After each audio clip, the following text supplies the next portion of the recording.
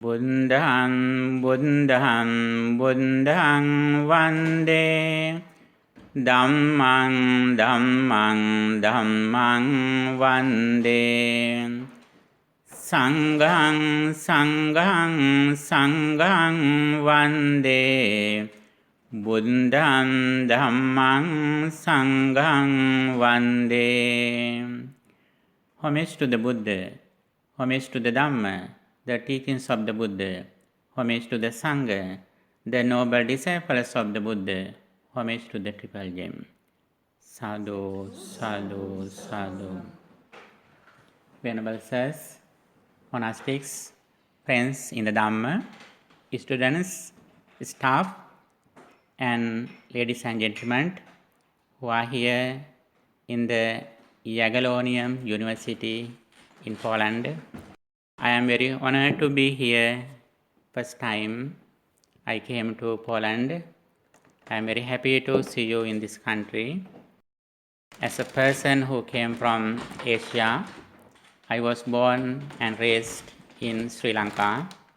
After that, I went to USA and I have been here for 1 decade. And while I am learning and practicing Dhamma, I explain the message of the Buddha, what I practice. In this lecture, we hope to discuss the main teachings in Buddhism and also how we practice it in our day-to-day life. When we practice Dhamma, as soon as we come to listening to Dhamma, there we start our practice. Listening to Dhamma is a place where we practice Dhamma. Not only that, if a person speaks Dhamma, there also he practices Dhamma. And also whenever we have a discussion in Dhamma, that is also a place where we practice Dhamma. You know, in the Buddha's period in India, a lot of disciples attain enlightenment while they are listening to Dhamma. Opening their eyes, listening to Dhamma with good attention. That is a place where we can attain some kind of spiritual levels. Therefore, listening to Dhamma is not apart from practice. Not only that, as a speaker, when I explain the Dhamma, there I also practice Dhamma. Whenever we discuss the Dhamma, there also we practice Dhamma. Therefore, it is very important to understand with good attention what is the Dhamma. Dhamma means the reality as it is, world reality, and also what happens to our life at this moment. The Buddha says very clearly, a Buddha appears or not in this world, this truth is forever. We say to this message as Buddhism or Buddha's message because the Buddha discovered and he proclaimed it to the world. That is why we say to Buddhism. In Buddha's time, it was not Buddhism, it was the Dhamma. Dhamma means the reality of the world. Buddha says, whether a Buddha appears or not, in this reality is forever. We respect the Buddha because he realized this message first time in this eon where we are living in. That is why we respect the Buddha. And also, whenever we understand the Dhamma, we understand the world and also ourselves. That is very important. Entire Dhamma is that purification of minds. 𝒮𝓃 ℒ𝒶𝓃. Dhamma means the purification of our mind. The more we listen to Dhamma, the more we understand the Dhamma. The more we understand the Dhamma, the more we purify our mind. The more we purify our mind, the more we live happily. That happiness is in this present moment. You know, in our day-to-day life, always we do all the activities in the name of happiness. But we mostly think that happiness will come in the future. That is why always we wish a better tomorrow. That tomorrow never comes until we die. Always we think that happiness will come in the future. That is the nature of our regular activities. On the other side, we think that happiness comes when we complete something. For an example, if you are studying here, you think that my happiness will come after I finish my degree, or master degree, or the doctorate. We always think that happiness comes after we fulfill something. When we fulfill it, our happiness actually hasn't come. We have another wish, another thing that we have to do. Then again and again we go to future, unfortunately, until we die, we are not happy. In this situation, Dhamma explains Santutti Paramandanam, contentment or the happiness is the greatest treasure. If we think that happiness comes after we fulfill something, actually that is not the real happiness. Happiness should be in this present moment while we are doing something. That is the one of the natures of the real happiness.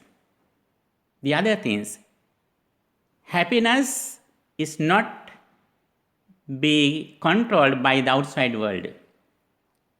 If our happiness comes from the outside persons or things, that is not the real happiness. It means that happiness can be controlled by someone in the outside world. But this real happiness should be within us, then that happiness cannot be controlled by the outside world or the persons. Dhamma explains the way how we attain the real happiness. For that, the main thing that the Dhamma explains, the purification of our minds.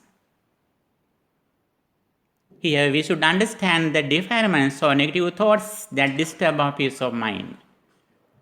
There are 3 unwholesome mental states that disturb our peace of mind.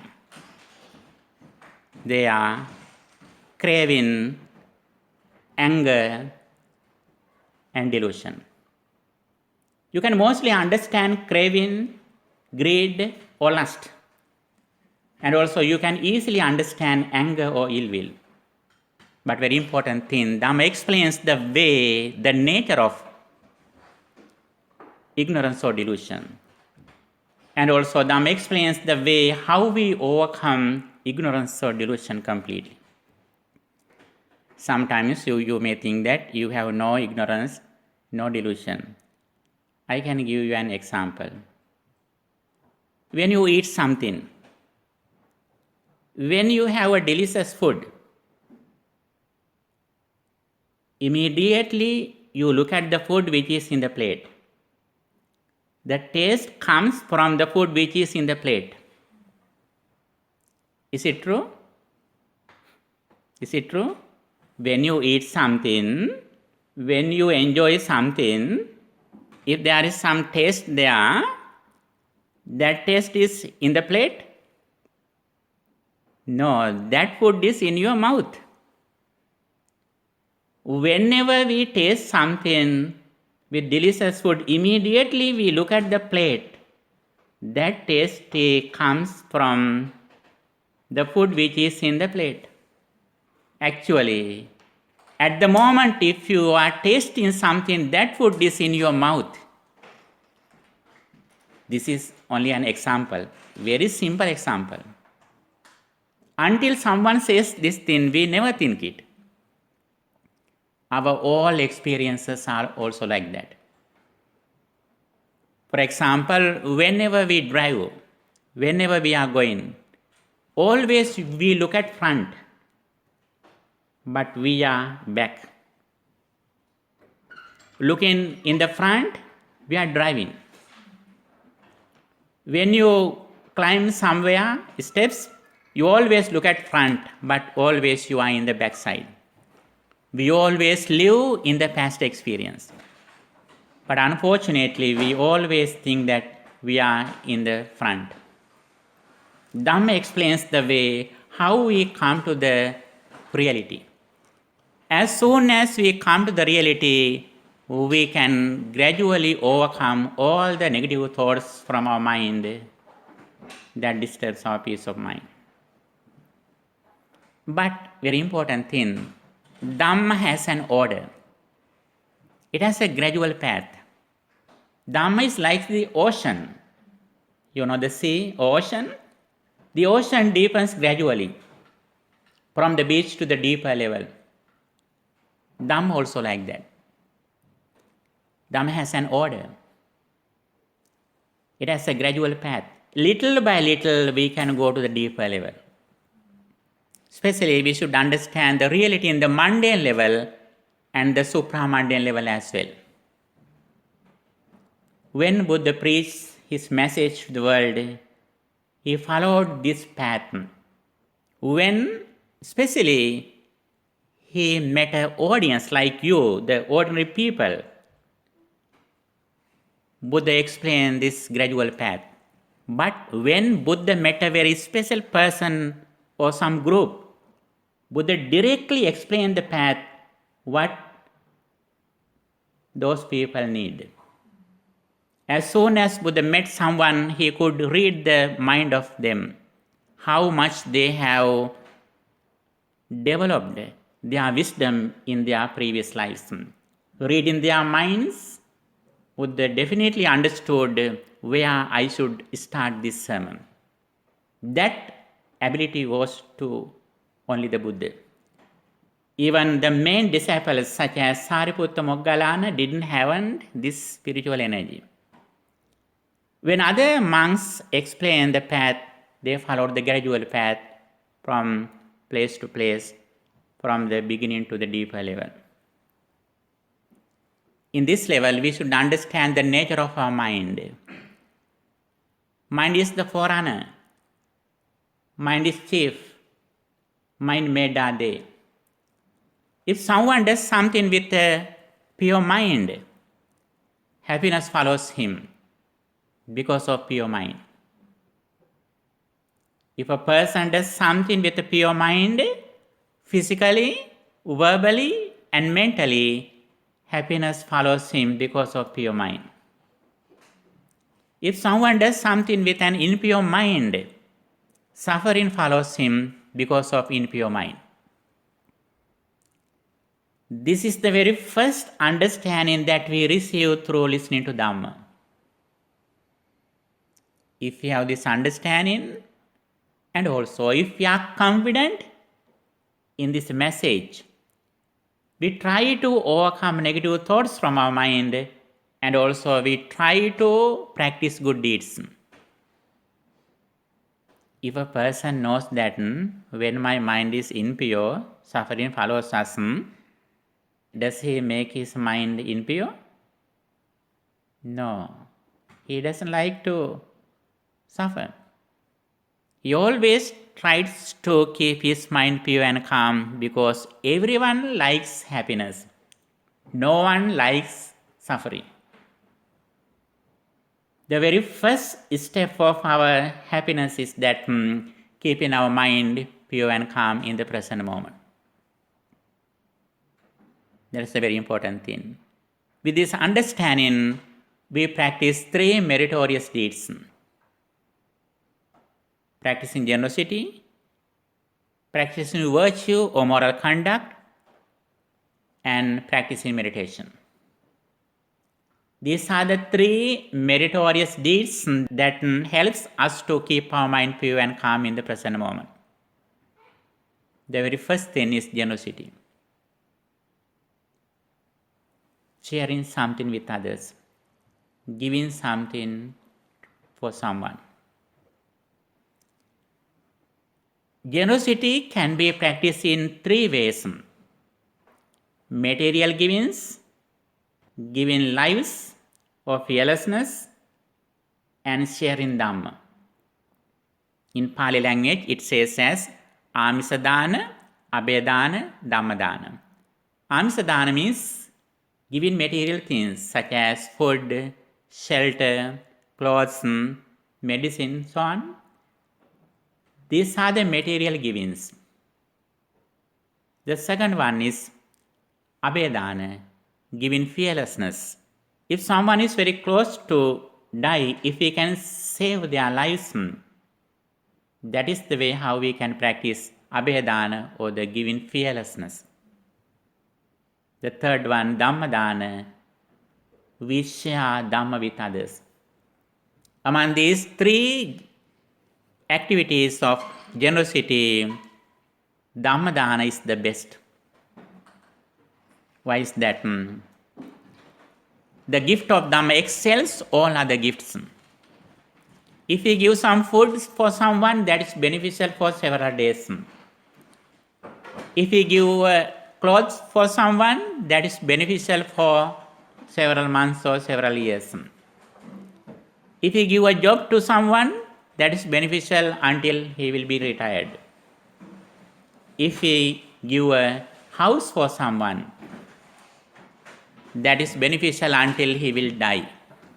But if we can share Dhamma with others, if we can help with Dhamma for someone, that is beneficial for his entire life, and not only that, it will help him to overcome the samsaric circle completely. That is why in Buddhism, Dhamma Dana is highly appreciated. The gift of Dhamma excels all other gifts. Whenever we practice generosity, our mind is so pure and calm. At least we can practice it at home. When you are with your children, with your parents, with your relatives, then you can share something. I think already you have been practicing it. Not only as generosity, but even you prepare food for your children. Whenever you clean your house, think that I am doing these things for other people. Even though they are your close relatives and friends, think that I am preparing these things for others' benefits as a generosity. Then it comes a meritorious act. It will purify your mind. And also, Dhamma explains, he who has a generous heart gains a lot of happiness. Practicing generosity is the way how we win friends. When we associate someone, they look at us that how much we are generous. If we are not generous, our close friends, actually they don't like us. Therefore, practicing generosity is the very first step of our happiness. That is the way how we can make friends. Not only that, very special thing, Buddhism explains that practicing generosity is the way how we find the good friends, noble association. If we practice generosity righteously and correctly, we will meet the good association who knows the Dhamma, who practices Dhamma, who explains the Dhamma. It doesn't mean that we meet someone face to face. Actually, we can understand some good friends through the media. Especially in Buddha's time, mostly they meet their good friends physically. But in the current society, we are so fortunate. As soon as you start your spiritual journey, all the spiritual friends come to your handphone. The more you come to the Dhamma, the more you meet the good friends who are around the world. Not only who are living, but even though some friends have already passed away, you can listen to their voice. You can read the books written by them. This is the benefit of practicing generosity. Therefore, don't forget to practice it as much as you can. And also it helps us to purify our mind. Not only that, if we have a generous heart, we are happy. He who has a generous heart lives happily. And also, we gradually go forward. In this level, we practice sila and virtue, moral conduct. We have discipline in our speech and behavior. When we speak something, when we do something, we think again and again whether it is correct. That is the nature of discipline. In this primary level, we practice discipline in our speech and behavior. Especially, Dhamma explains the benefit of practicing 5 precepts. What are the 5 precepts? Abstaining from taking life, abstaining from stealing, abstaining from sexual misconduct, abstaining from foul speech, and also abstaining from intoxicating drinks and drugs that causes heedlessness.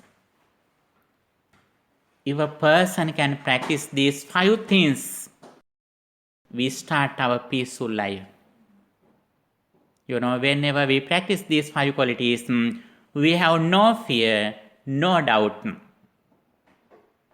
And also, if your close relatives and friends practice these 5 qualities, your home, your society, your classroom, your workplace, everywhere is very peaceful. We have no fear, no doubt. We can live happily and peacefully with the people whenever we come to this path, practicing 5 precepts. Even though you practice these 5 things, if your close relatives or friends don't practice it, if someone steals, if someone kills someone, then you have fear. You are afraid of that. That is why we should encourage them to practice this path. The real friend, real spiritual person, not only he practice Dhamma, but he encourage other people in order to practice Dhamma. Not only that, very special thing, when we practice generosity, we should practice it as a meditation technique. After we fulfill some generosity, generous activities, we think it again and again, I have practiced these qualities. While you are thinking of your generosity, you can purify your mind. Already you have practiced some kind of generosity, such as you have offered, donated your blood, some body parts, sometimes you have offered your hair, sometimes you have offered some food or medicine to someone. You can think it again and again. When you are in silence, you can think it again and again. Please look at your hands. My hands have practiced generosity. Very beautiful hands that I have. When you think your body, you can remember your good activities that you have already practiced. I have helped my parents. I have taken care of some sick persons. I have respected my elders and honorable persons. When you think your generous life, you can be happy at that moment. That is a meditation technique. In Buddhism, there are 40 meditation techniques in the samatha level, samadhi level, in the tranquility meditation. Among them, contemplating on generosity is a meditation technique. Not only that, sila anusati, or the contemplation of virtue, is also a meditation technique. When you are in a lesser place, you can remember, you can remind your good activities. I abstain from taking life. I abstain from stealing. I am abstaining from sexual misconduct. I am abstaining from foul speech. I am abstaining from intoxicating drinks and drugs that causes us heedlessness. When we think our moral life, virtuous life, that is also a place where we can purify our mind from negative thoughts. By practicing this path, we gradually go forward in the highest meritorious act in the mundane level, which is practicing loving kindness meditation or metta bhavana. Contemplating on thus, may all beings be well, happy and peaceful. This is a meditation technique in Buddhism. Before Buddha appeared in this world, there were some ascetic people in India. They also practiced this quality, meditation technique, in the four sublime states, metta, karuna, mudita, upekkha. These are the four sublime states that the Brahma beings who are in the Brahma realm live in with. The main purpose of metta bhavana is to reduce anger. Anger is the main cause that disturbs our peace of mind. Even though you are well educated, although you are very rich,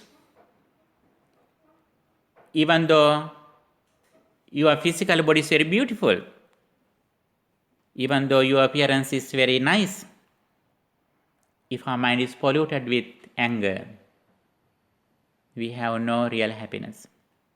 Anger disturbs our peace of mind. If we are angry, we are not happy, we are suffering.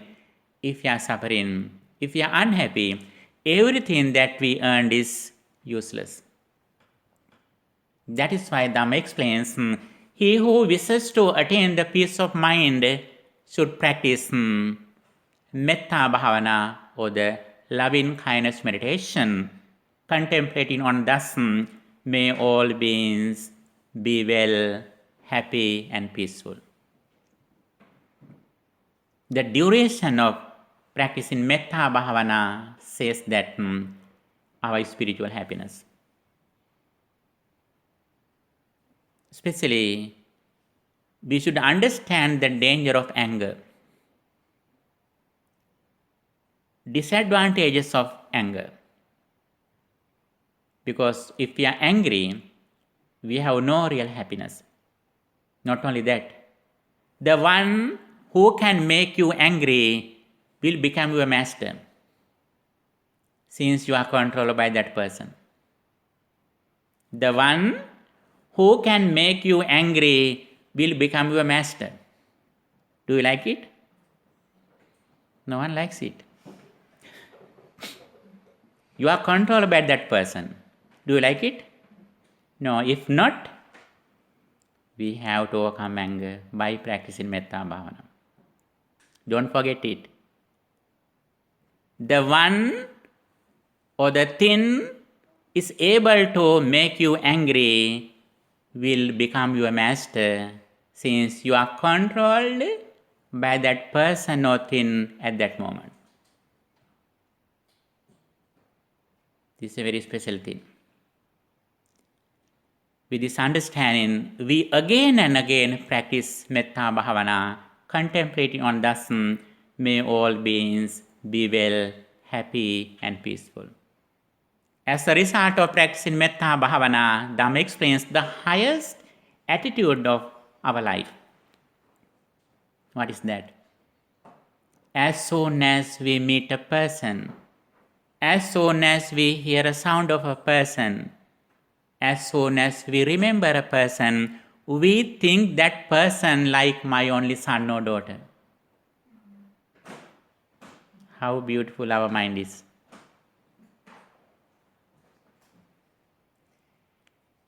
As soon as you meet a person, when you remember a person, if you can think that person as your only son or daughter, it means you are mentally healthy.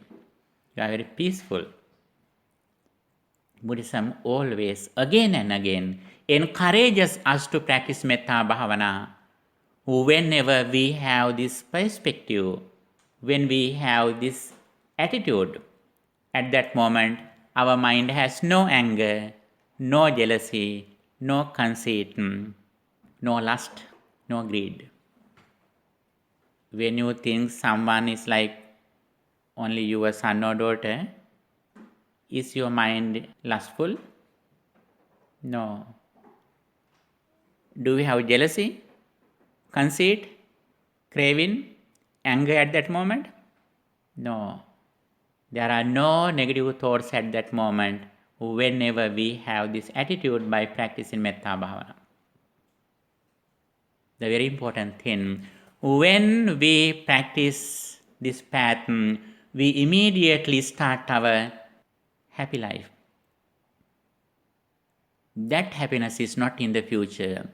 That happiness is in the present moment. If you think that your happiness will come in the future, actually that happiness is not the real happiness.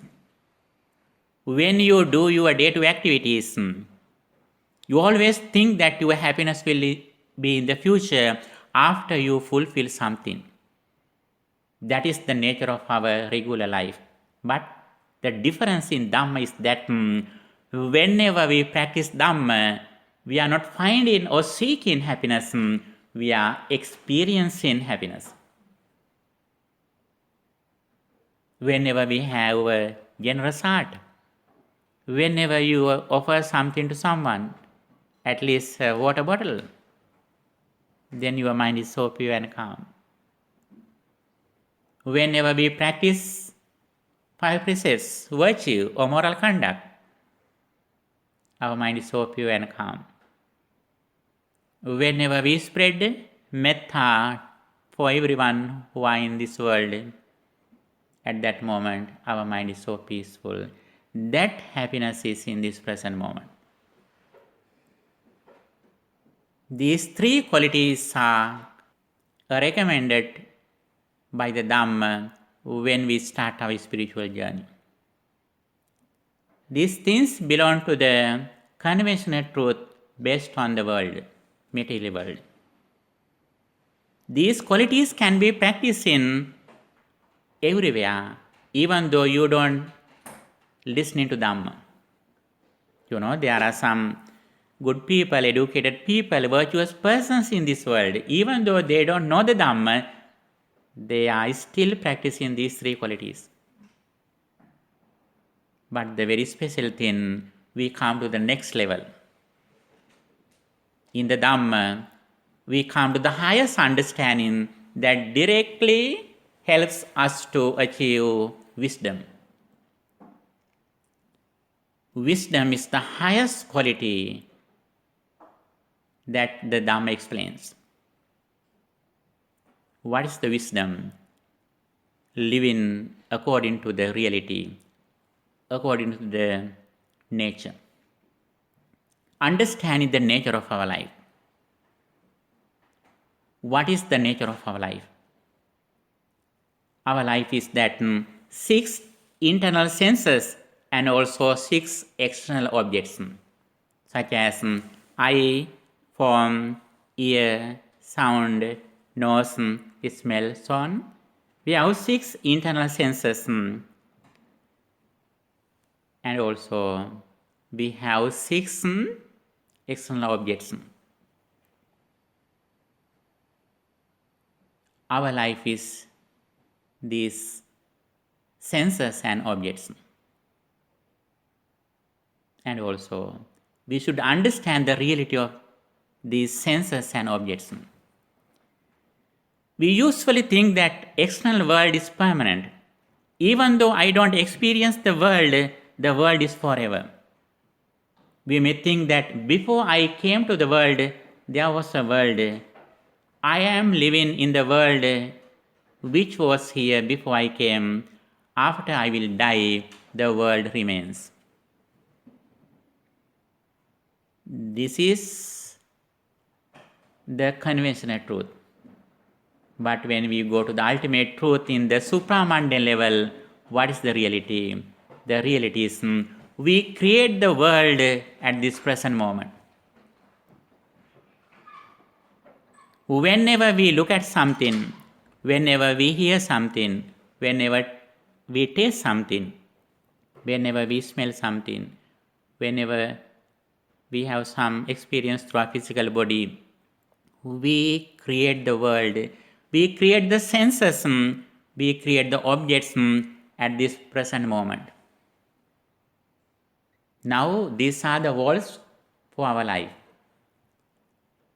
If we can develop our mind, if we can cultivate our psychic energy, if we can gain divine energy, divine eye, then immediately the physical world changes. Then we can see through these walls, not only that, we can go through this wall. While the door is closed, we can go through the wall. Every moment we create the world. Now you are pleased to me. You are friendly with me just now. If I say something which is very bad, if I blame you, what happens to you? Immediately your mind changes. According to your mind, your senses immediately change. According to your senses, the external world completely changes.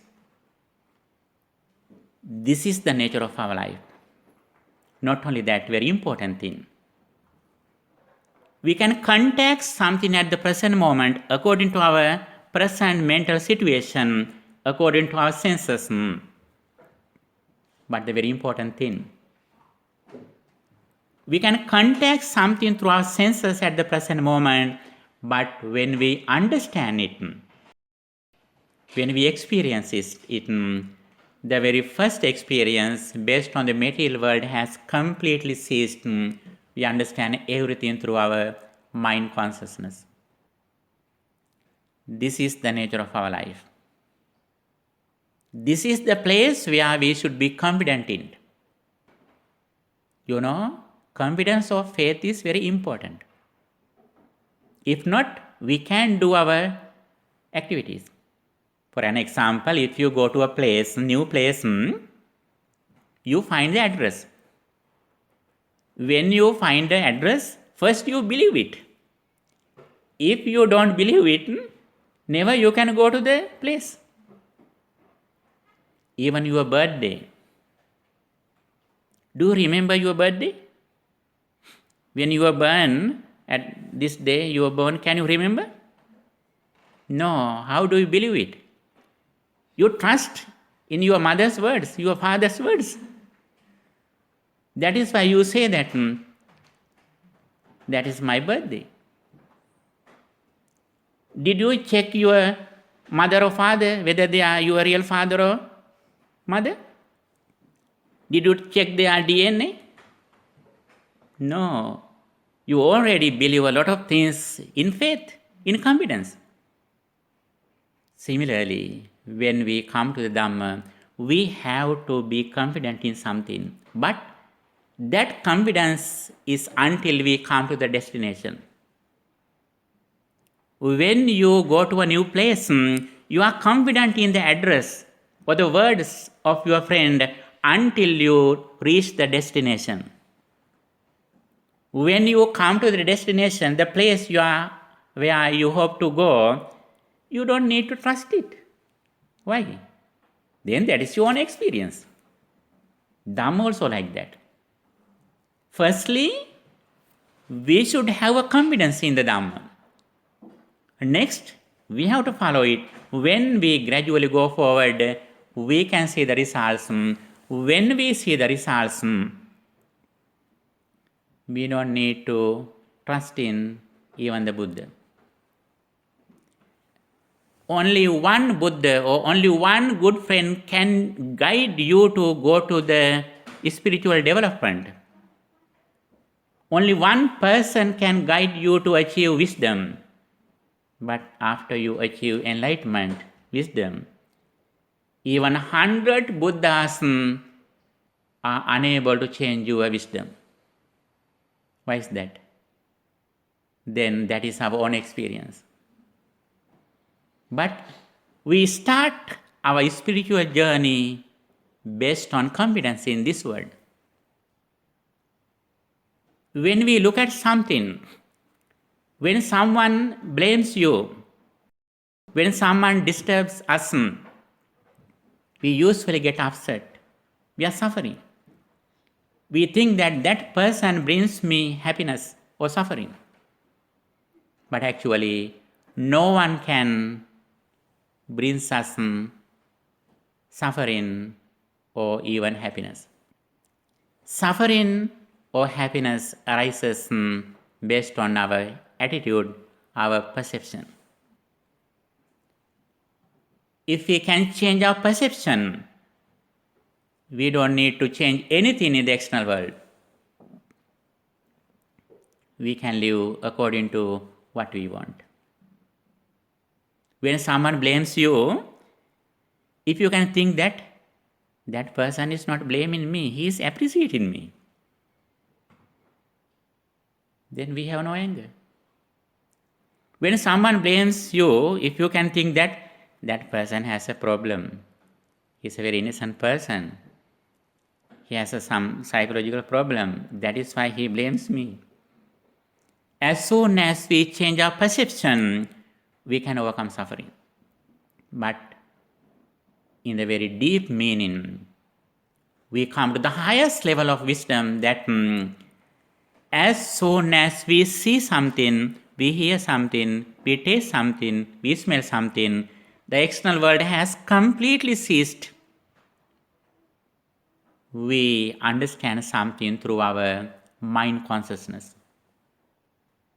That mind consciousness also impermanent. It arises at the moment, it immediately ceases at the moment when conditions cease.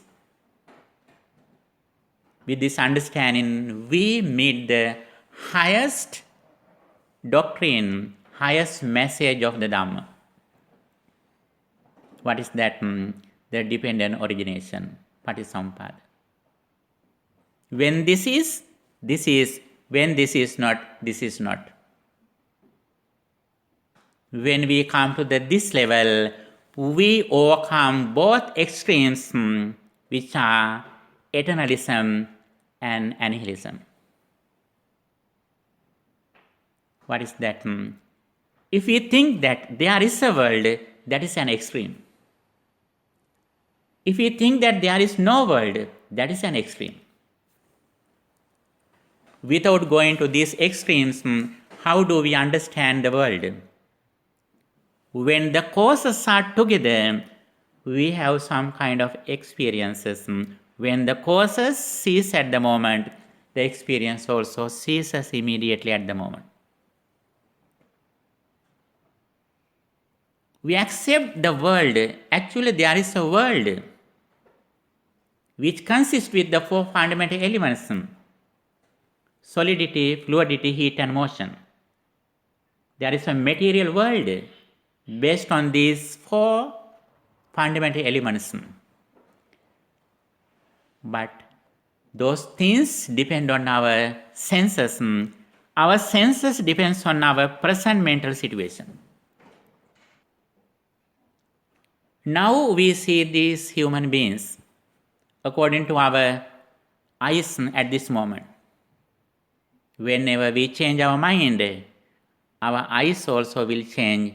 Then we can see in this around the place some other gods, ghosts, and other beings also we can see. Finally, when we go to the deeper level, as soon as we meet the world, material world, we understand the material world has completely ceased. When I understand something, with this understanding we come to equanimity or sunyata. We see the world as emptiness. For that, first of all, we should have this vision. Vision is first, then mission. Vision and mission both are appreciated in the Dhamma. Vision is very essential. Mission without vision is blind. Vision without mission is useless. Mission without vision is blind. Vision without mission is useless. Therefore, both vision and mission are important. What is the vision? In the primary level, the vision is that our intention, according to our intention, according to our mind, we associate the world, we create suffering or happiness. When we go to the deeper level, we understand what happens to my mind at this present moment. Every moment, we create our mind. According to our mind, we create our senses at the moment. According to our senses, we experience the world. No matter whether there is a world or not, the very important thing is we can contact something in the present moment. But when we understand something, the present experience has completely ceased. When I look at you, you are a Dhamma friend for my life.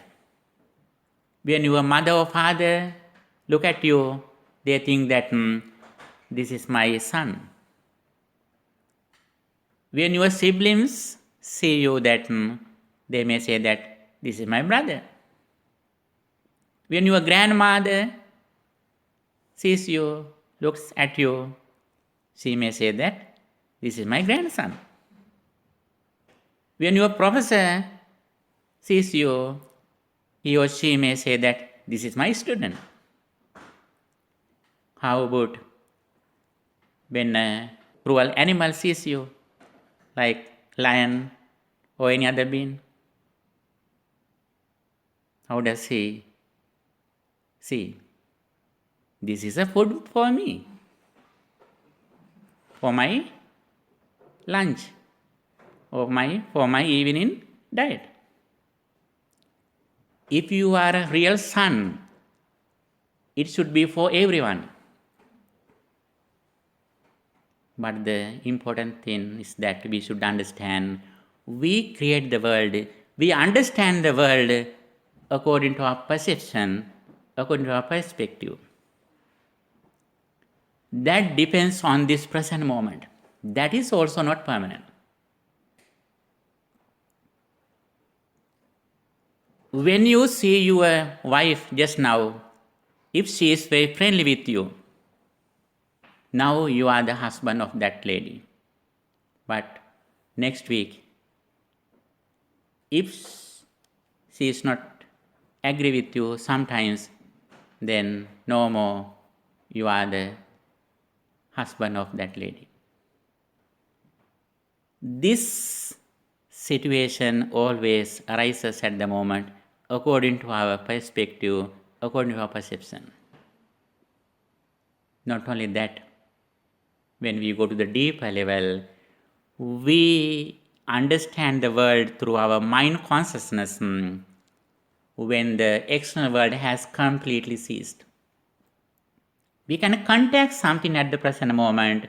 Our eye arises, form arises, eye consciousness arises, eye feelings, eye sensation, eye volition, all things arise at the present moment.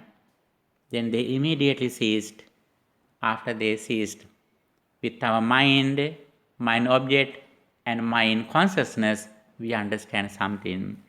When we understand something through our mind consciousness, the physical world, the material world has completely ceased.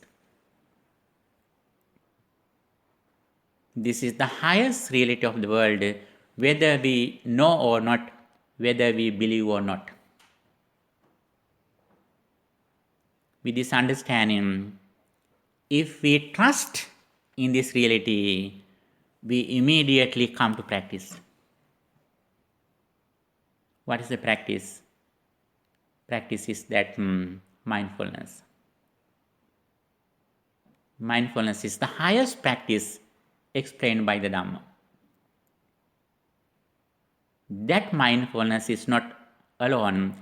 That mindfulness is based on the Noble Eightfold Path. That mindfulness is the right mindfulness. that mindfulness is based on right vision. First of all, we should receive this vision through listening to Dhamma or reading something. When we trust in this message, we come to the Noble Eightfold Path.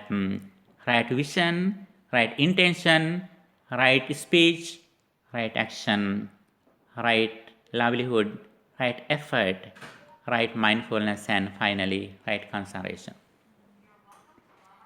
The more mind gains concentration, the more we reflect on this reality.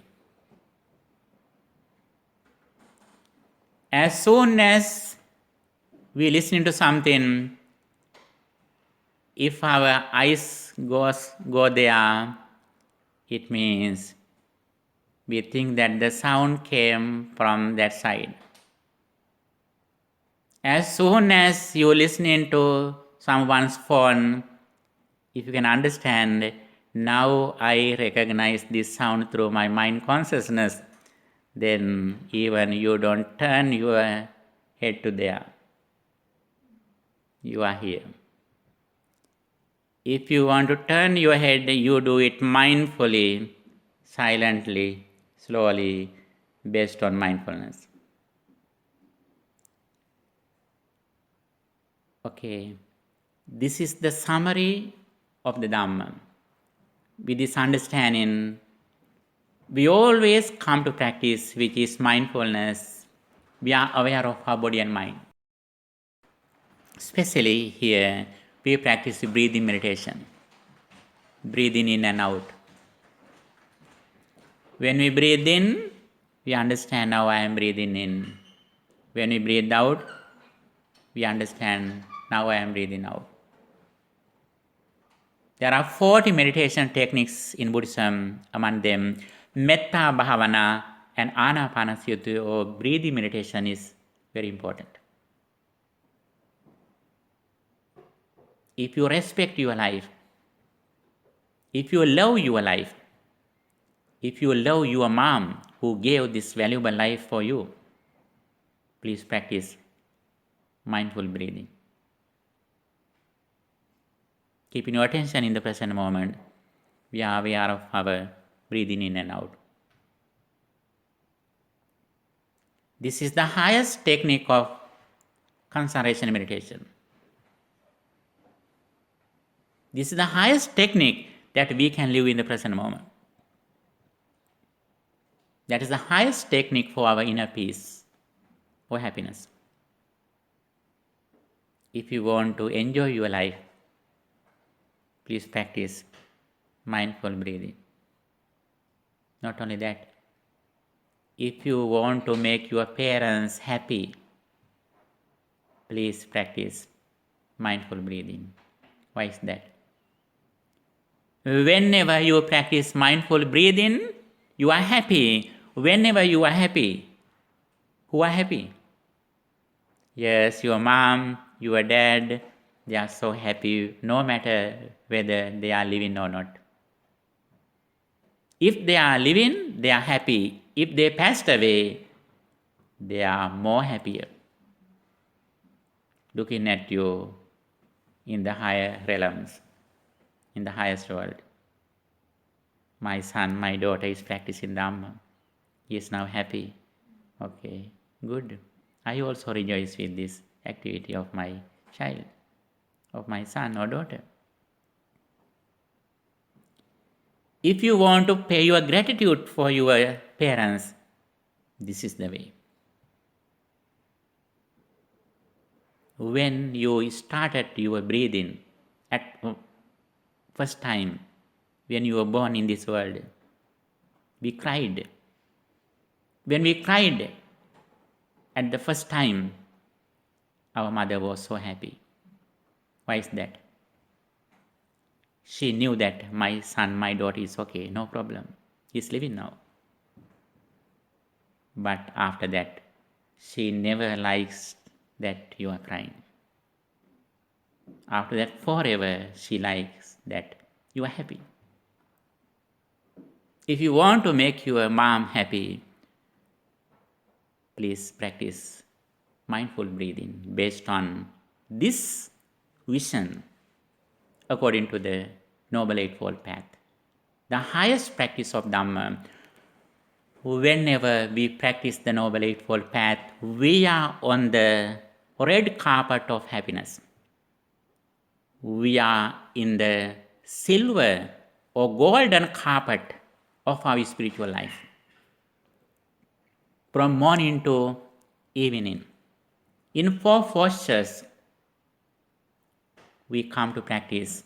No matter whatever you do, if you do a job, that job belongs to right livelihood.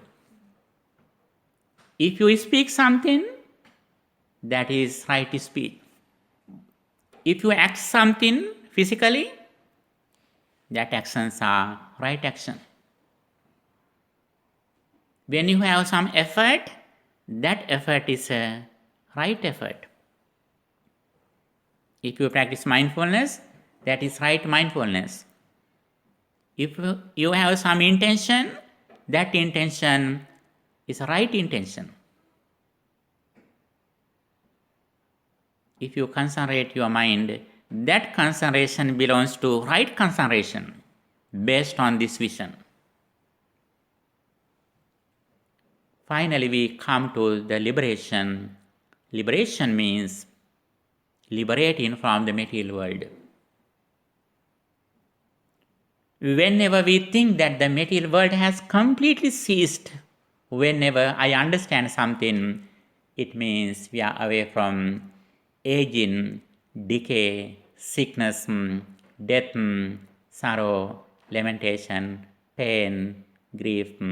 All the sufferings go away from us. Not only that, in this practice, there is a very special meditation technique belongs to mindfulness, which is 𝒮𝓃 the contemplation of mind. You find a mirror. When you come to practice, which is mindfulness, you receive a mirror. What is the mirror? Dhamma mirror, the reflection of the Dhamma. Dhamma reflection. What is the Dhamma reflection? We are aware of our mind. No matter our mind is pure, impure, we understand the present nature of our mind. When our mind is angry, we immediately understand, now my mind has anger. Don't worry it. If you can recognize that you are angry, you are successful. You are in practice. What is the practice? You are in 𝒮𝓃, the contemplation of mind. You know, there are a lot of people in this world, even though they are angry, they don't know it. But you know it. You ask that, Bhante, I usually get angry, how I overcome it? It means you know, you read your mind. You are successful. Don't worry it.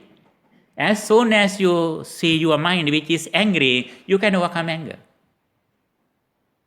And also when mind is greedy, we immediately understand, now my mind has greed. If not, we understand it. Not only that, when mind is ignorant, we understand now my mind has ignorance at this moment. How do we recognize it? How do we understand that my mind is ignorant at this moment? Whenever you think something, whenever you remember something, if you find something in the external world as persons or things, that is the nature of ignorance. It doesn't mean that there is no world. Actually, there is a world. That world arises in the present moment when we contact something. When you remember your son, your entire life is your son at this moment. When you remember your mom, you have only your mom at this moment. When you remember your degree, your education, your entire life is your education. That is the nature of our life. But we understand that whether my mind is ignorant or not. Whenever I remember something, if we can understand the material world has completely ceased at this moment when I understand something, then we immediately come to the understanding. Now I am reading my mind. That mind also not permanent, it also arises and ceases at the moment. Finally, we understand whether my mind is liberated or not. Whenever mind depends on ignorance, it means we have no liberation. Whenever we see the world wisely and mindfully, as soon as we remember something, now I am reading my mind. But again, if I contact something, I can see my car, I can see my teacher, I can see my children. We can remember anything. But that experience also arises at the moment. That also I understand after the cessation of the material world. With this understanding, we come to equanimity, อุเบกขา. Equanimity is the highest result of this practice. Through wisdom, through liberation, ultimately we come to equanimity. Okay, this is the summary of the Dhamma. If you have any question, you can ask now.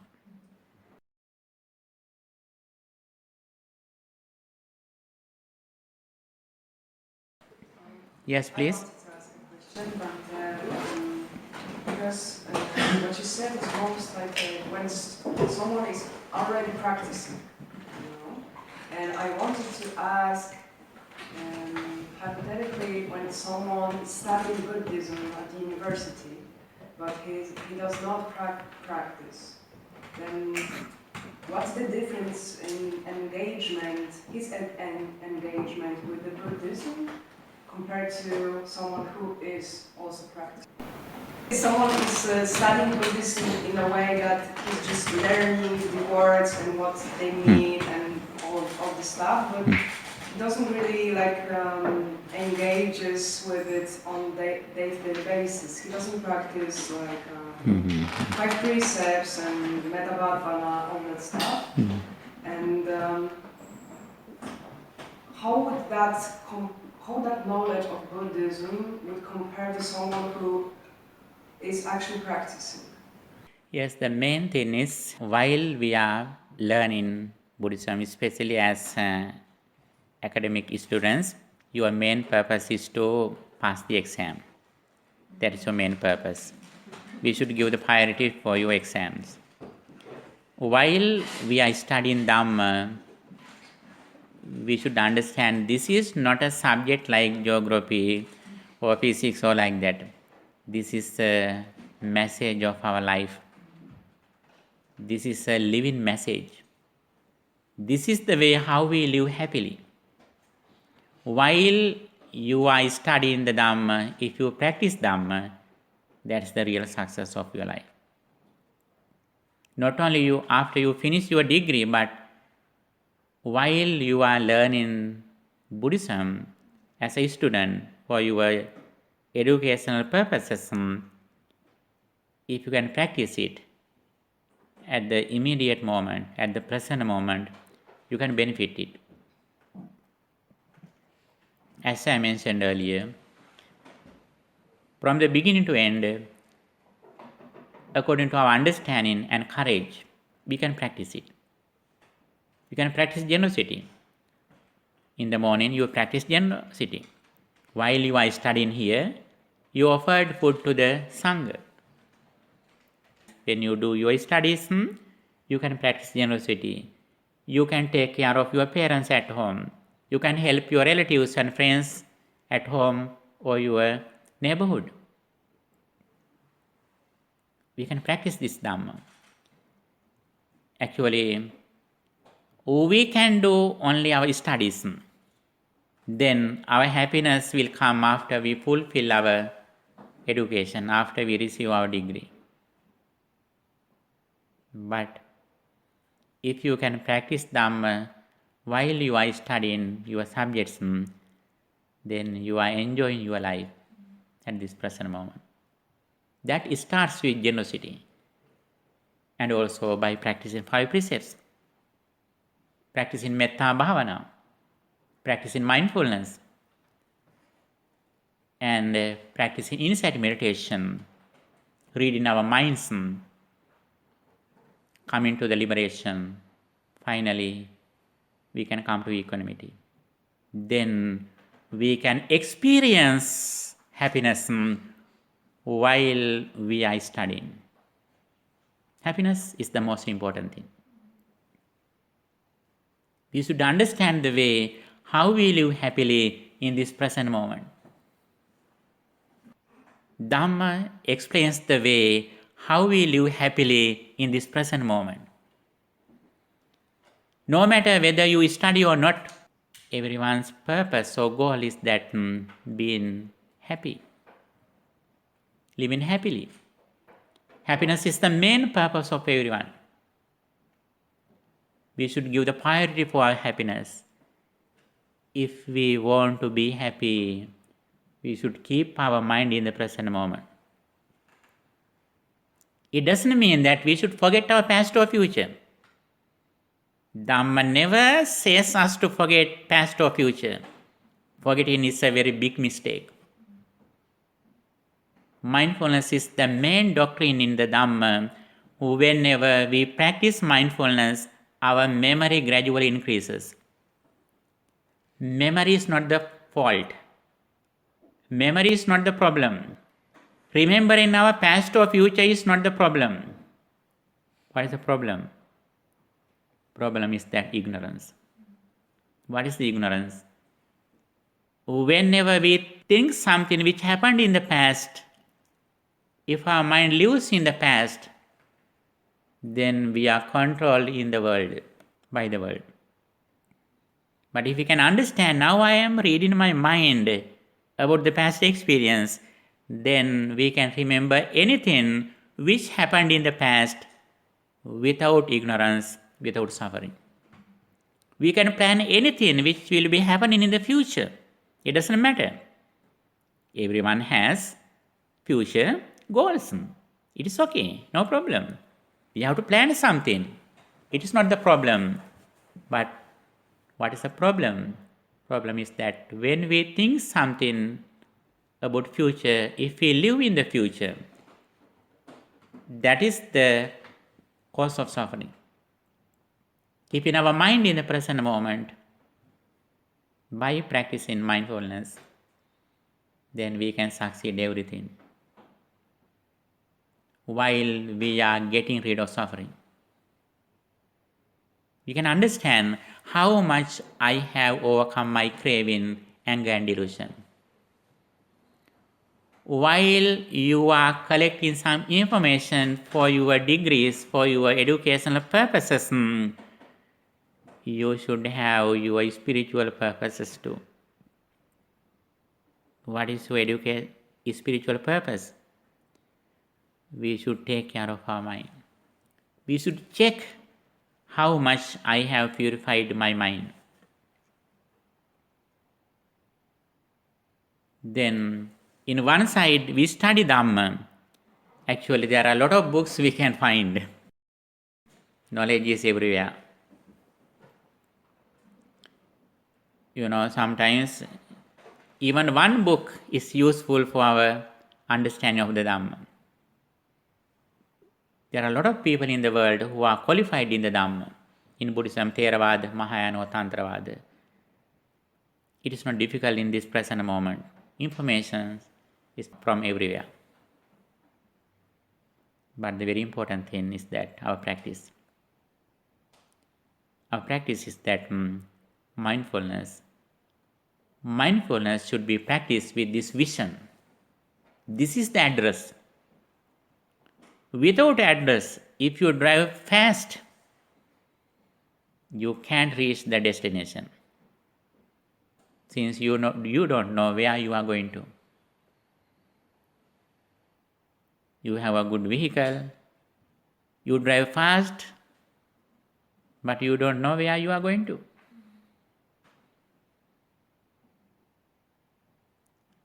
A person who is sleeping is better than who is driving without knowing the place he is going to. Therefore, in our spiritual life, we should understand the way how we achieve the real happiness, how we achieve the real liberation. With this understanding, while we are fulfilling our educational purposes, educational goals, by practicing mindfulness based on the Noble Eightfold Path, we can enjoy our world, our life at this present moment. Yes. Can I have a follow-up? Yes. Okay. So let's say we have like two professors who study Buddhist studies, they profess in Buddhist studies, and one is only reading the papers, reading the books, and that's it. And the second one is also reading the papers, reading the books, but he also has a strong practice in his private life. Do you think the second one would have an advantage in his work life as an academic compared to the first one who doesn't practice? Yes, very important question. The main thing is that always we should understand what is the more important thing in our life. Even though we are qualified in our subjects, in our degrees, if we are not happy, actually our education is not successful. Therefore, we give the priority for our spiritual development. That is very important. But at the same time, if you are a student here, you should be wise that you should follow the guidance of your professor. If not, you can pass the exam. Therefore, while we are getting understanding from your professors and teachers, while we are succeeding in our educational life, if we can practice Dhamma with this understanding, even though you will fail your exam, you have no suffering. That's a very important thing. Even though you successfully pass your exam with credits, with distinctions, if you are not happy, then everything that you earned is useless. Therefore, our happiness or contentment or satisfaction is the most important thing. A lot of people in the world, even though they have achieved their goals, most of them are unsatisfied. But if a person can come to the Dhamma, he can live with satisfaction, with contentment. That is why Dhamma explains Santutti Paramandanam. The contentment or the happiness is the greatest treasure. Being satisfied is the most important thing. Satisfaction or the contentment or the happiness is the greatest treasure.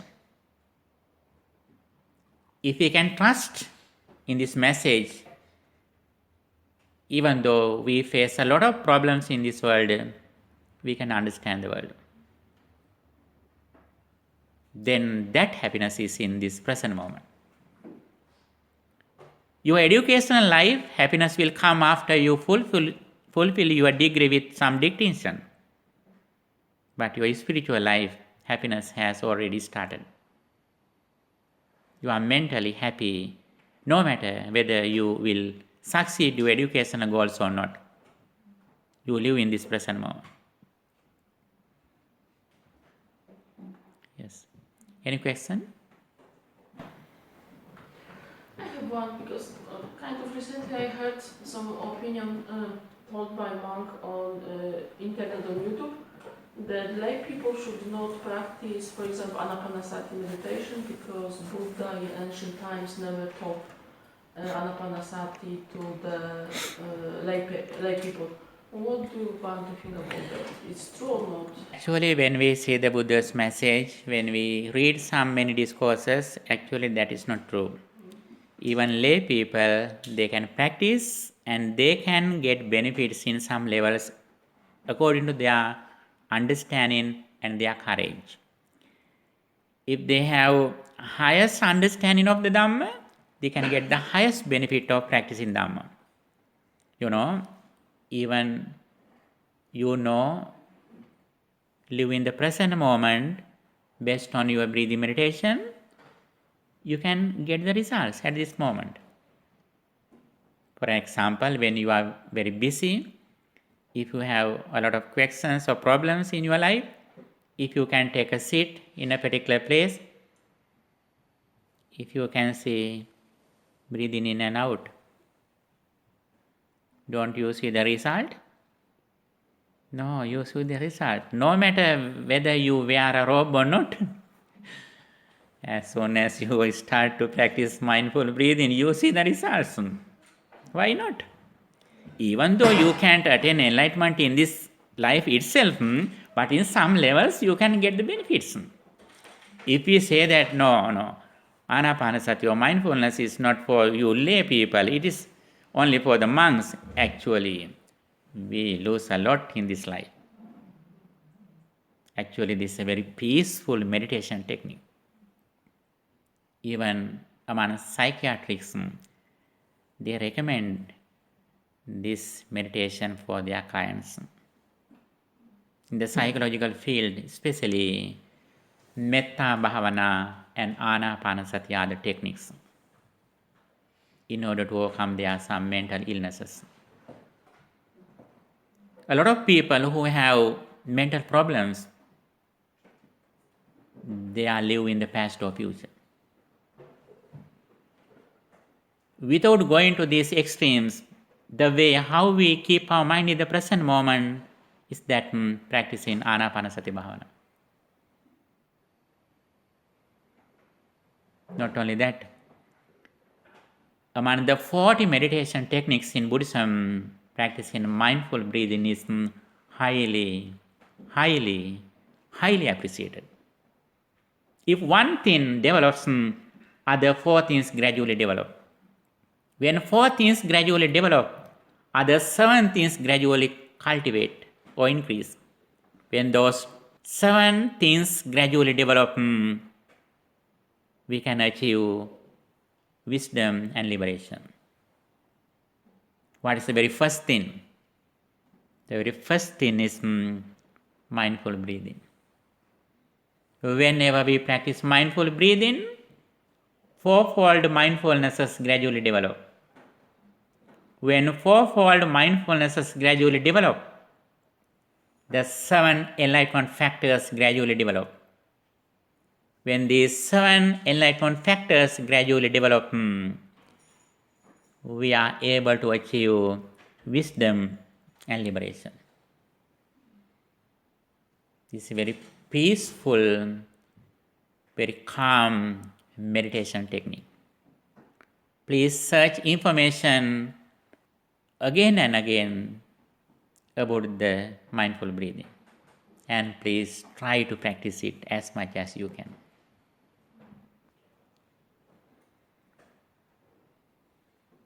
Yes, please. Do you think there is a point in undertaking meditation if you don't follow the precepts?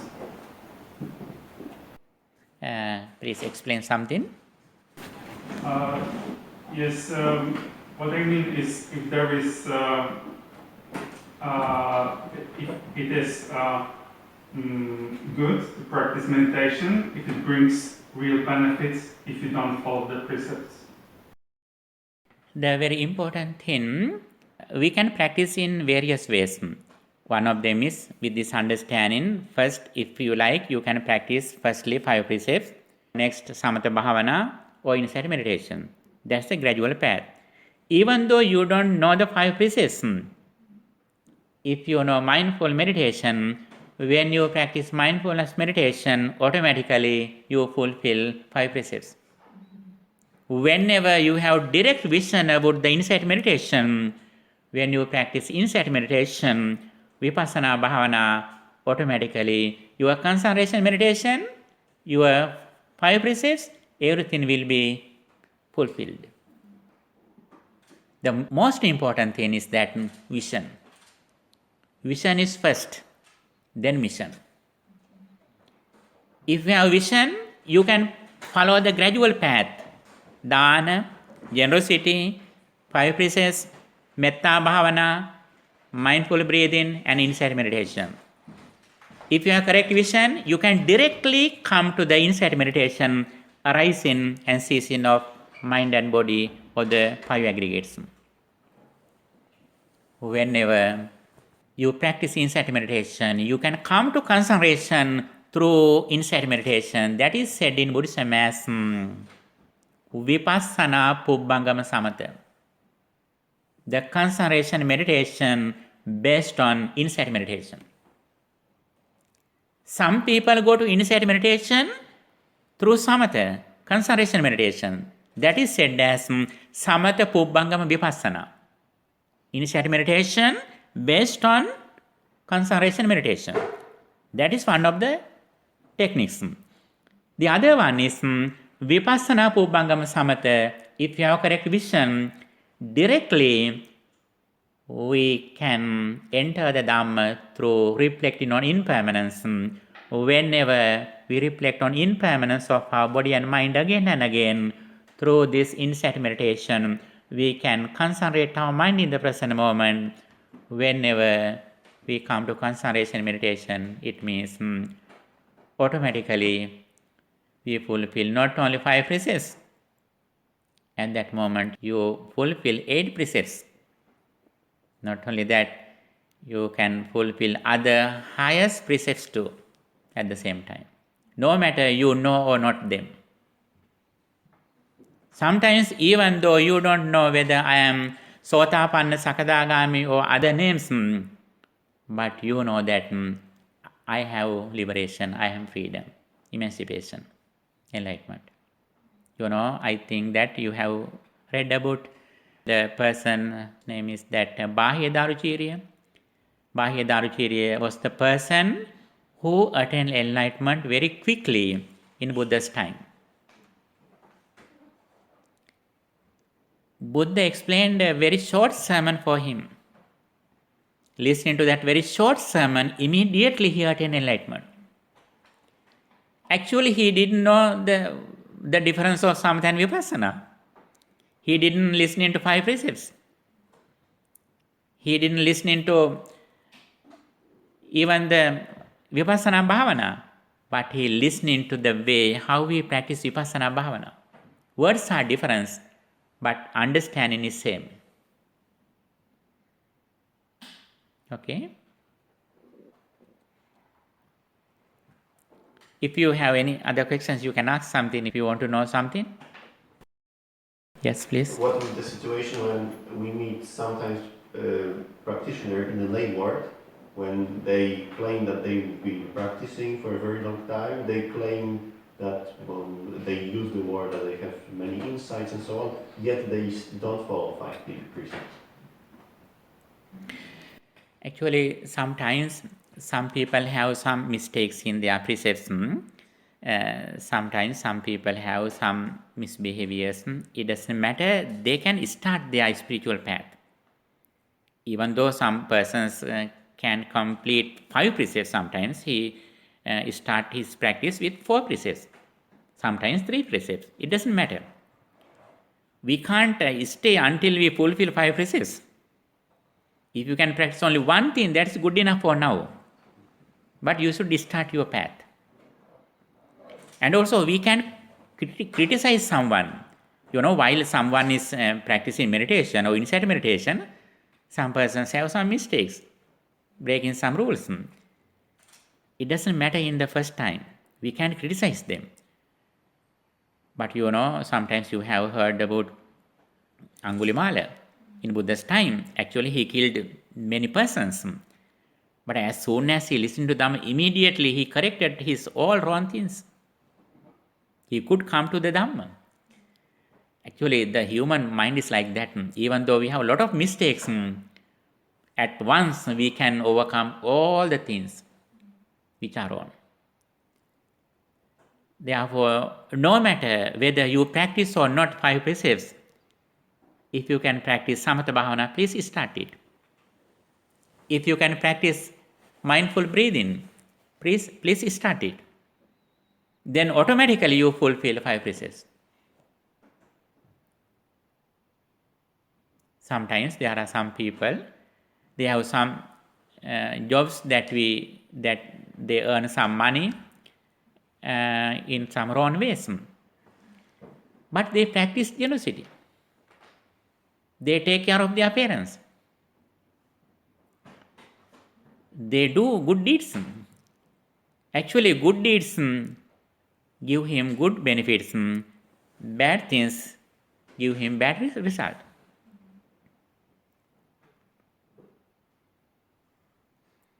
In Buddha's period, there was a person who was taking drugs and alcohol. While he was using these things, he listened to Dhamma. As soon as he listened to Dhamma, he understand it, and finally he attained some kind of spiritual levels. And within few days, he passed away. Then someone criticized him. That person was taking some intoxicating drinks. While he was taking that, he listened to Dhamma. Then they asked the Buddha, who is the nature of that person after he passed away? Buddha says that person had attained some kind of level of the enlightenment in Sotapanna. Then people questions, Bhante, why he could attain Sotapanna while he was drinking, he was taking alcohol? Buddha says, no, even though he had that habit, at the end of his life, he removed everything. He corrected all his mistakes.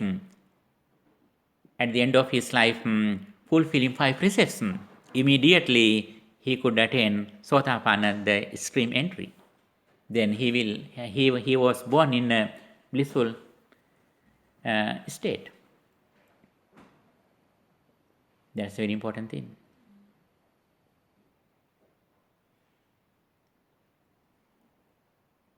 The very important thing is practice, especially mindfulness, especially taking care of our mind.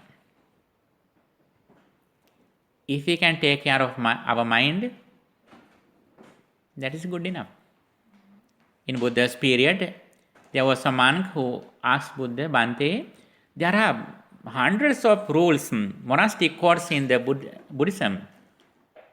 How do I fulfill all the things?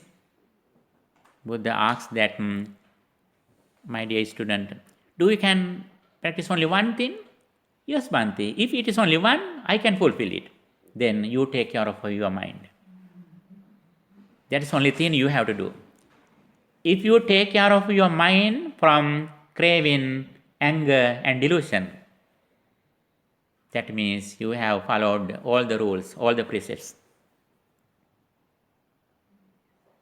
And also, when we come to the Dhamma, don't go to check other people. Don't go to criticize others. You need your own peace of mind.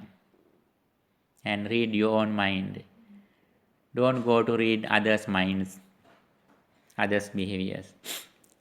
The most valuable thing is your mind, taking care of your own mind.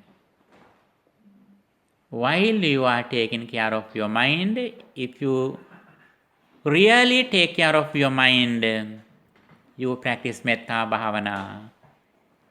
If you practice metta bhavana, if you see someone who has bad behaviors, you tell them something, you advise them, but with kindness, with compassion.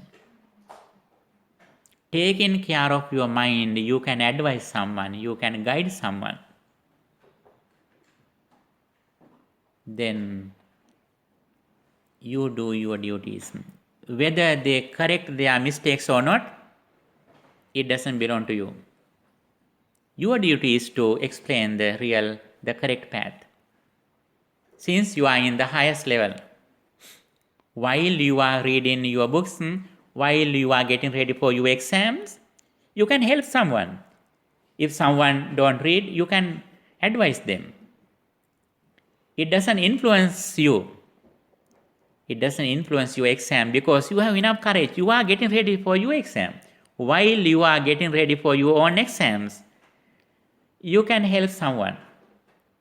Whether they follow or not it doesn't belong to you. It doesn't influence you. But your courage, your intention is very high. But as a kind person, you can help someone. That is the way how we show our compassion. That is good. But we take care of our mind. Any other questions that you have, you can ask. A mogę po polsku zadać pytanie? Zadaj po polsku. Dobra. Właśnie tak Pan tu mówił o tych różnych sytuacjach, gdzie Buddha spotykał pewne osoby i wystarczyło właśnie parę słów, żeby nawet je oświecić taką osobę. No, Bhante, you talked about a situation where Buddha met people and just a few words were enough to get them enlightened. Mm-hmm. I tak właśnie się zastanawiam, czy to właśnie już jest tak ta wcześniejsza praca tych osób, czyli ta kamma, która dojrzała i akurat też z Buddą właśnie było połączenie, ma też takie ogromne znaczenie, żeby to Dhammę też rozumieć. I to jest moje pytanie. Was the main meaning, main significance of this situation was that they had prior karma, these people? Yes, actually the Buddha had very special psychic energy which is Indriya Paro Pariyatti. You know, in our sansaric journey, in our previous lives, we mostly practice 5 spiritual faculties, which are confidence, energy, mindfulness, tranquility or concentration, and wisdom. We have been practicing these 5 qualities for a long period. When Buddha meets a person, he immediately reads those 5 things, how much that person has practiced these 5 qualities in his previous lives. And especially Buddha reads his wisdom, how much that person has practiced wisdom in his previous lives, especially inside meditation. When you are here, if Buddha were here, Buddha may look at everyone, that sometimes there is a very poor person end of the corner. Buddha directly focus him. And sometimes he has no education. He has no even literacy. But his spiritual education is very high. Spiritual age is very high. Buddha directly focus that person. And Buddha explained the highest doctrine at this moment, focusing on him. Buddha had a very special psychic energy in order to read their spiritual faculties.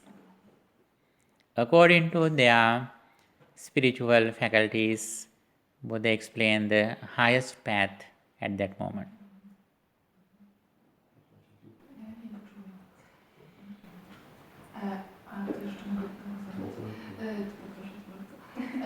Właśnie, a też właśnie jest też tak, że Buddha też nie uczył wszystkich, tak? Czyli jakby on rozpoznawał, że ktoś ma pewne cechy, gdzie rzeczywiście te jego nauki mogą trafić do tej osoby. Czy to też mógłby Pan to rozwinąć? Buddha nie uczył wszystkich? Tak, że nie uczył wszystkich, tak? Tylko odpowiednie osoby, które mogły zrozumieć te nauki. On takie wybierał, czy to właśnie też kamicznie jest właśnie, że ktoś bardziej...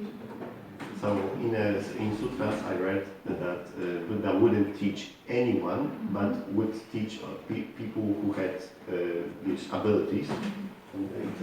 Właśnie czułam się właśnie cechy też jakby pracować nad nimi, żeby rzeczywiście być na celowniku Buddy. You have to have like qualities that you developed to be, to be in in Buddha's range. Yeah, in Buddha's range, so to say, in Buddha's teaching range. Special quality that we have already practiced the insight meditation or reflecting on impermanence. Especially when we practice wisdom, other spiritual faculties gradually increase. That is the highest spiritual quality, which is wisdom. It means reflecting on impermanence. We contemplating on every moment our mind and body arising, ceasing, arising, ceasing. As a result of this practice, when we meet a person, not only Buddha, but even any other spiritual person, when that person explains some highest doctrines, we can immediately understand what he explains. Therefore, give the priority for practicing insight meditation. That is the highest valuable thing. It means we are very close to the noble ones. And also that is the direct path in order to overcome suffering. Buddha says very clearly, he who knows the dependent origination knows the Dhamma. He who knows the Dhamma sees the Buddha. The way that we understand the dependent origination or causality is the way how we see the Dhamma. Through seeing Dhamma, we can see the Buddha, even though Buddha has already passed away. Then that is our own experience. We don't depend on others' understanding. Firstly, we listening to Dhamma through other people, but later, actually sometimes there are some people who are more intelligent here. Sometimes you may attain some spiritual stage, then I become those situations. Sometimes you may be more intelligent. We don't know it. That is why we should listen to Dhamma. And also we should keep our practice in the highest level. Sometimes there were some incidents, some stories in the Buddha's time when some monks were preaching Dhamma, the audience attained enlightenment. At the same time, the speaker also attained the enlightenment. The speaker, the monk, was some middle level of the spirituality. While he was explaining the Dhamma, the audience, there were 60 monks at that moment. The 60 monks attained enlightenment. At the same time, the speaker, the main monk, he also attained the enlightenment. That is the wonder of wisdom. Therefore, we should give the priority for our wisdom, especially practicing insight meditation, vipassana bhavana. For that, our concentration meditation also very important. When we practice samatha bhavana, it helps us to develop our happiness. There are some jhana facts such as piti, sukha, it means joy and happiness. These are the mental faculties that we can cultivate while we are concentrating our mind with some meditation objects. Our mind is very peaceful and calm at that moment. If we want to live happily and also very easily, practicing Dhamma is the highest way that we can live happily and easily. When you don't practice 5 precepts, actually your life is not easy. Frequently you have to go to police and a court and finally prison.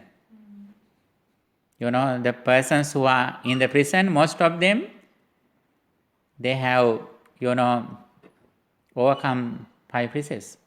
That is why they are in the prison. Even though you don't know the benefits of the 5 precepts, you are here. You have freedom because of you are practicing 5 precepts. If not, you would be in the prison. Okay, not only 5 precepts, but when we come to the highest practice, which is the Noble Eightfold Path, we have highest benefits in this immediate life.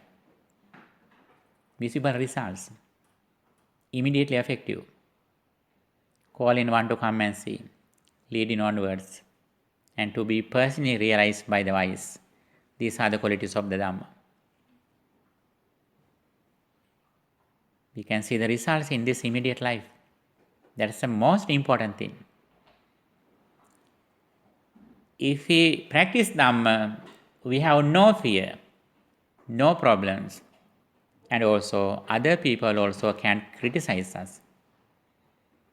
Even though they criticize us, they can't bring us suffering because we are correct. We are in the correct path. When we are in the correct path, it doesn't matter whether other people criticize or not us. Our heart, our mind knows that how much we practice Dhamma. Okay, let's come to the conclusion. And okay, we really appreciate your participation. Okay, please ask. I would like to ask about a statement which I heard when I asked what is Buddhism about. And one person said that the Buddhism is about to be a good person. What do you think about it? Co myślisz o tym? Yes, we can explain in various ways who the Buddhist is, and finally our purpose is to be a good person. That person is not good for the whole society, but that person is good for his correct vision. That's the most important thing. Sometimes even Buddha was criticized by some people. But the very important thing, purification of our minds. That's the main statement who the Buddhist is. 𝒮𝓃 ℒ𝒶𝓃𝓀𝒶, purifying one's mind. We have to purify our mind completely from craving, anger and delusion. This is the way how we see a real Dhamma person. Our main purpose should be to overcome or reduce these main unwholesome mental states from our mind. That is the purpose of Buddhist message. In short, there is a stanza that the message in short, sabba pāpasakaranam, not to do evil, kusala supasambada, practicing good deeds, 𝒮𝓃 ℒ𝒶𝓃𝓀𝒶, purifying one's mind. Etam buddhana sasanam, this is the message of the Buddha. In short, in Dhammapada, if you read, you can follow that stanza. Not to do evil, practicing good deeds, and purifying one's mind. Why do we need to purify our mind? For inner peace. Whenever our mind is impure, we have no happiness. We do everything in the name of happiness. That happiness should be in the present moment. If that happiness comes in the future, actually that is not the real happiness. On the other side, the very important thing, when we come to the Dhamma correctly, with understanding, we don't have many wishes in the future. If we wish that, if we hope to become Sotapanna, Sakadagami, Anagami, it means we haven't entered the path correctly. If we have entered the path correctly, we know that I am in the path, I am on the way of spirituality. If your navigator is correct, if your address is correct, when you are driving, you are not hurry. That you know very well, your address is correct. My vehicle is okay. Now I am driving. Even though I don't wish, I don't hope about the destination, I definitely go to the destination. Not only that, Your happiness will be not in the end of the address, but now if you know the correct path, if you are sure that you are on the correct path, then you enjoy the environment at the moment. When you see snow, you enjoy it. When you go to a restaurant, then you enjoy the food at that moment, but you are on the way. You are not hurried to achieve your spiritual goals, since already you have started your happy life. Then every moment, every issue we take as an opportunity. While we are practicing Dhamma, we may face some problems. That is the nature of our life. But we face those problems successfully. We get every issue as an opportunity. Then we don't blame others, we don't criticize other people. Since we do everything based on metta, it means we are the good people. Someone says that this is a good person. Someone says that this is a disciple of a Buddha. Sometimes someone can say that this is a Dhamma friend. When you are at home, your parents may say that this is my good boy. Your husband or wife say that this is my good partner. No matter where we are in, even though others don't tell that we are good, actually, we are good. The name is not the important thing. The important thing is what we do and whether we purify our mind or not. If we are on the purification of our minds, it means we are good people. Day by day, we should go forward on this path. Then we don't compare two persons. We always compare myself for myself. Yesterday I am good, this day I am better, tomorrow I will be best. Then day by day we compare our own life from moment to moment, and we are going forward on this spiritual path. Okay, thank you for your good attention and your participation. We really appreciate it by the power of the spirituality that we accrue through this whole discussion. May you be well, happy and peaceful. May all your educational and spiritual goals meet with success. Finally, may all of us attain the supreme bliss of liberation. Sadhu, sadhu. Dukkham pantāca nindukkham, bhayam pantāca nirabhayam, sokam pantāca nissokam, hontu sabbe pipānino. May all beings be well, happy and peaceful.